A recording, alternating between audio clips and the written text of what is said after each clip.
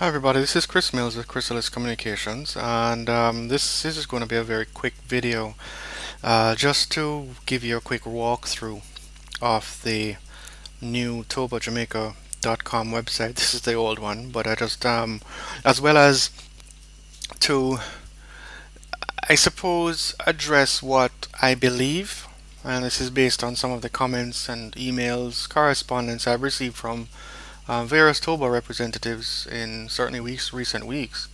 Um, what I believe are certain misconceptions that may exist as to what it is that we've done with this website, what it is that the site is now capable of doing,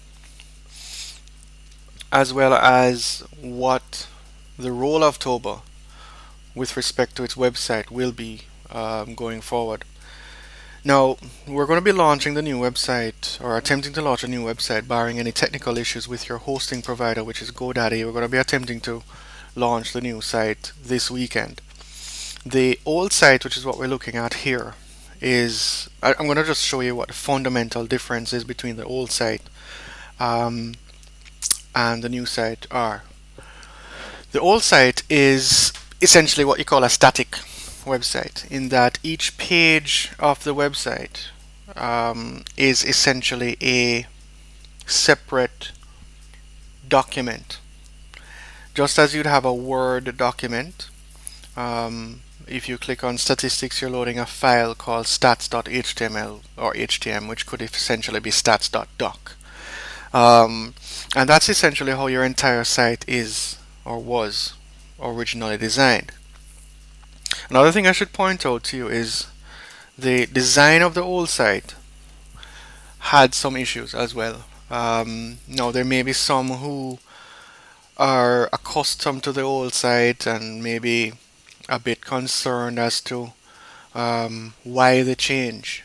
And I'll show you a couple of reasons why a redesign was absolutely necessary. Certainly, apart from the fact that the site itself looks dated.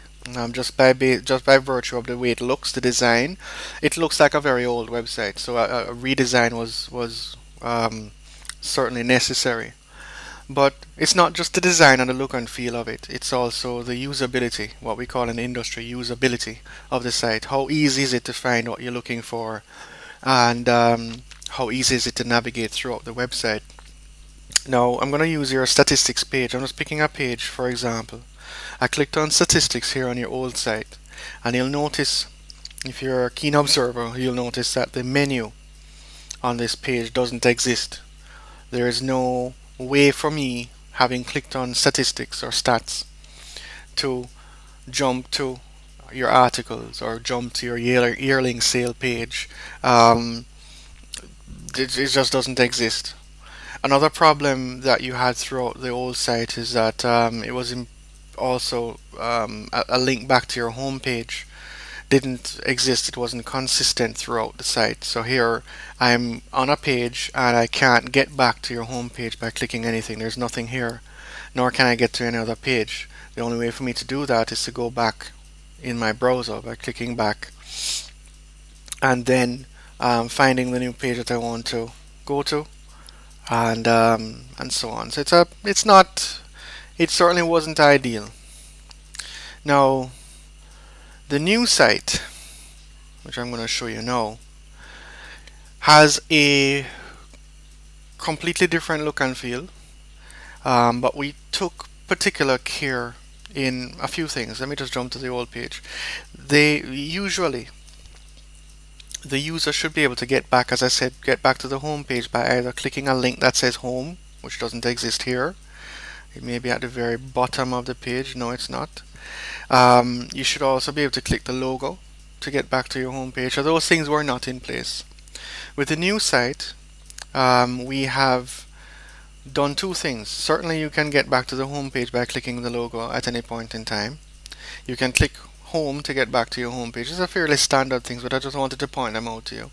But we also made it easier for you to find the information that you're looking for, especially as a layman visiting this website.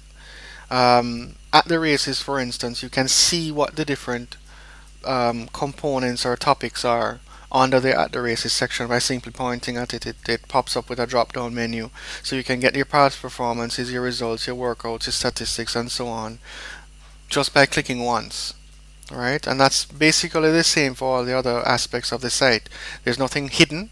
There's no need to click on a page to then see what lies within it. So that's the design aspect of things. Now, with respect to the main and most, I should say, most time-consuming component of this website, the content management system. That is where we have spent much of the time and effort with respect to development. Now, your old site, as I mentioned before, consisted of all of these multiple pages, and if someone needed to edit a page, they actually had to edit a file. They had to edit the file that corresponded to the home page, put the new news or article information in here, and then save that file to their machine, and then upload that file to your website or your web server. And in so doing, they would be updating the website.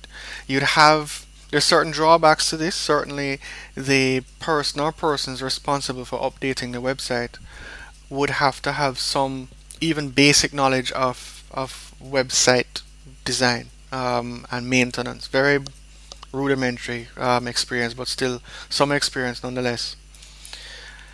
With the new system that we put in place, we have eliminated the need for any site file updating or editing. You don't need to edit the content of a page anymore. That is all done via the content management system, and I'm going to walk you through very quickly what the content management system is and what it can do. Just very quickly. Now I'm going to log into the content management system,